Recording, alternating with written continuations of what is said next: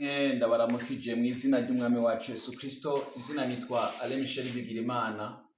Ndabahaye kaze mu kiganiro ijambo ry'ubugingo, aho tugiye kubandanya tuganira amajambo y'Imana yerekeranye no gusenga. Uno munsi tukaba tugiye kuganira ku bintu bibuza canke bizibira amasengesho yacu.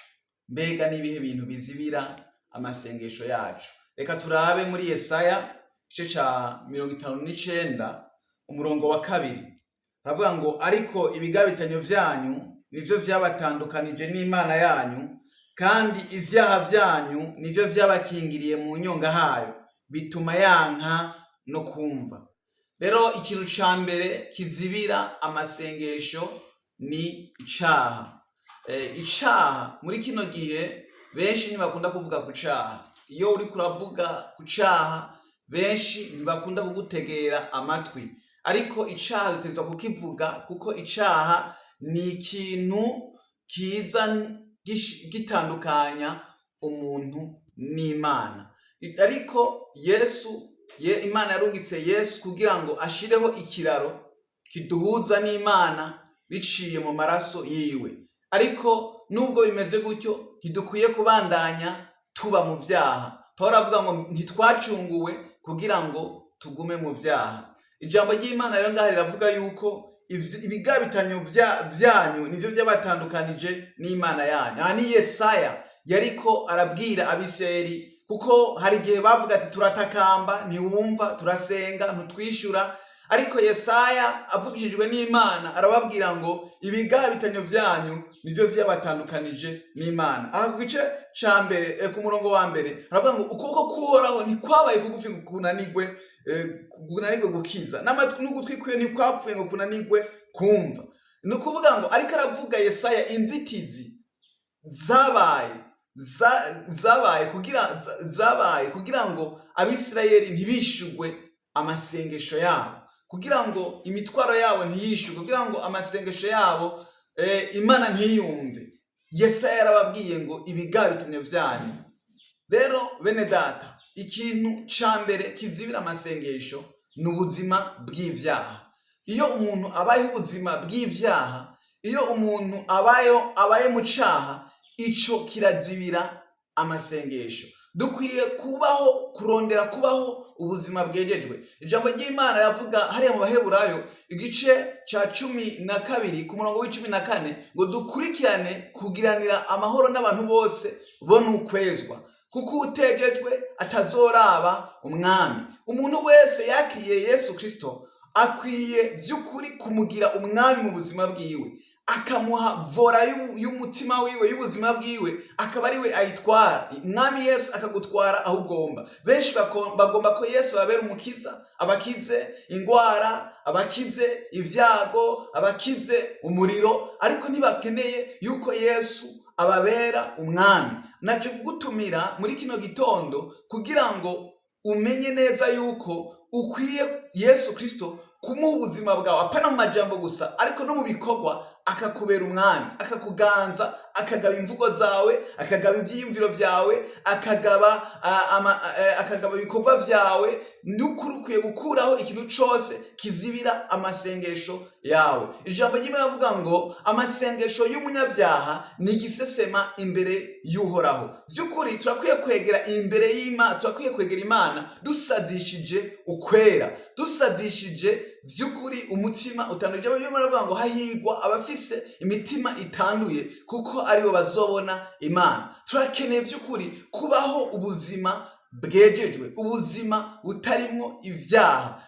Mpwemu Yera arababazwa nuko tubaho ubuzima bw'ivyaha. Ijambo ry'Imana riravuga hariya mu Banyefeso igice ca 4 ku murongo wa 30 ngo ntimubabaze mpwemu w'Imana. Mpwemu Yera ari muri twebwe, iyo tubaho ubuzima bw'ivyaha arababara. Niyo mpamvu dukwiye kwanka icaha no guhunga icaha.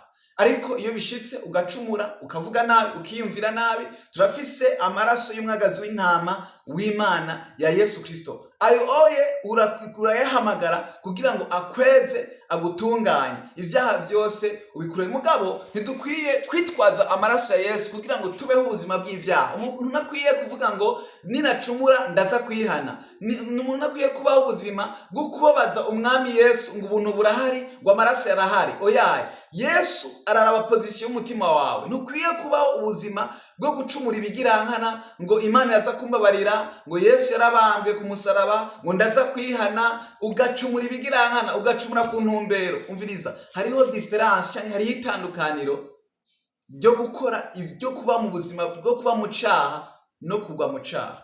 Umuntu wese ari ngaha musi y'izuba birashobora gushika akagwa mu cyaha, birashobora gushika agakora icyaha. Mugabo bene data, nta muntu by'ukuri yize Yesu Kristo umwami n'umukiza mu bugingo bwiwe, afise ubugingo bw'Imana muri we, afise agakiza muri we, afise ubuzima bw'Imana muri we, ashobora kubaho mu byaha, ashobora kubaho mu byaha. Hariho kubaho mu byaha. Iyo ifi iri mu mazi iranezerwa kuko iri ahantu hayo. N'umunyabyaha iyo ari mu byaha aranezerwa, ari comfortable kuko ari mu byiwe, ari ahantu hiwe. Ariko iyo umuntu yakiriye Yesu Kristo nk'umwami n'umukiza mu bugingo bwiwe, ntashobora kunezerwa, ntashobora kuba comfortable, ntashobora kumva ameze neza iyo ari mu byaha. Iyo umuntu by'ukuri afise ubugingo bw'Imana muri we, iyo akoze icyaha, iyo aguye mu cyaha, abura amahoro kuko aba agiye ahantu, aba yisanze ahantu atariwe. Umwanda w'ibyaha sico kibanza cacu. Kuba mu byaha sico kibanza cagenewe umwana w'Imana. Iyo wisanze mu byaha, iyo uriko ibyaha byagutarukiyeko, impuzu yawe, umwambaro wawe by'ukuri ugatosekazwa n'icyaha, ikintu ca mbere ukwiye guhamagara amaraso ya Yesu akakweza. Ariko kandi ntukwiye kuguma ugendera muri ubwo buzimire, urakwiye guhunga icyaha, ukangaja, ukiyemeza kubaho ubuzima bwa nk'icyaha, butandukana n'icyaha. Bene data, ijambo ry'Imana avuga ngo tube abera nk'uko data wo mu ijuru ari uwera. Tube abera nk'uko data wo mu ijuru ari uwera. Niko ijambo ry'Imana yavuga. Ijambo ry'Imana yavuga muri Tesalonike ngo icyo Imana igomba ni ukwezwa kwacu. Imana igomba yuko twera, tubaho ubuzima bwo kwezwa. Ijambo ry'Imana rivuga ngo nimba turi muri we dukwiye kugenda nk'uko yagenda. By'ukuri nimba turi muri Kristo Yesu, nimba twaramwakiriye, dukwiye kugenda nk'uko Yesu Kristo yagenda. Dukwiye kumwigana. Yesu Kristo ntiyaje kugira ngo tugume mu byaha, ahubwo yaje kugira ngo adukure mu byaha, adukize ibyaha. Yaje kuduharira ibyaha no kuduha kugendera mu nzira yiwe. Yaje kutubera akarorero. Ijambo ry'Imana ngo umwe atigeze kumenya icyaha, Imana yamuhinduye icyaha ku bwacu kugira ngo muri we duhinduke ubuzima buva ku Mana. Iyo wakiriye Yesu Kristo muri wewe ukamwakira by'ukuri, kuko ari umwami ukugororoka, kuko ari umwami agororoka, muri wewe agutoza kugororoka, agutoza kugendera mu kugororoka, kuko ari umwami w'umuco, agutoza kugendera mu muco.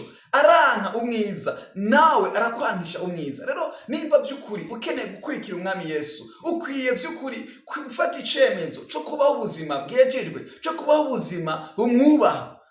Ico rero ni ikintu kidasanzwe. Bene data, tugeze mu gihe aho bavuga inyigisho y'ubuntu bw'Imana yatwaye benshi. Ubuntu bw'Imana bwashizweho butwigisha kwikunkumura icaha cyose no kutubaha Imana kose. Niko ijambo ry'Imana rivuga muri Tito. Ubuntu bw'Imana ntibutwigisha kugendera mu byaha. Ubuntu bw'Imana ntibutwigisha gukora ibyo tugomba. Ubuntu bw'Imana ntibutwigisha kugendera mu nzira zose nk'iz'abatamenye Imana. Ubuntu bw'Imana butwigisha kwikunkumura ububi bwose n'icaha cyose no kutubaha Imana kose. Rero bene data, tube ubuzima bwejejwe. Niba ushaka ko amasengesho yawe agira agaciro imbere y'Imana, dukwiye by'ukuri kubaho ubuzima bwejejwe. By'ukuri iyo wakiriye umwami Yesu, uba uvuye mu nzira yagutse, mu nzira niniya, uba ugiye mu nzira yaga. Ni ukuvuga ngo inzira yaga ni cyangwa irembo ryaga, ni irembo utemerewe gukora byose, utemerewe kuja ahantu hose, utemerewe kuvuga byose, utemerewe kugenda nk'uko ugomba. Twatumbereye inzira yaga, irembo ripfunganye. Niko ijambo ry'Imana rivuga. Rero tuzobandanya turabira hamwe ibintu bizibira amasengesho yacu. ndabatumiriye wowe utarakira umwami Yesu wakire umwami Yesu. Ikintu ca mbere itangiro rya byose ni ukwakira Yesu nk'umwami n'umukiza mu bugingo bwawe, kuko Yesu ari mu kuza, ari hagufi kuza. Ndagusabye kandi ndakwinginze ntuhushe ubugingo, ntukine ku bugingo, ariko umwakire. Ego Yesu aguhezagire, aguhe umugisha. Imana ibahezagire. Murakoze cyane.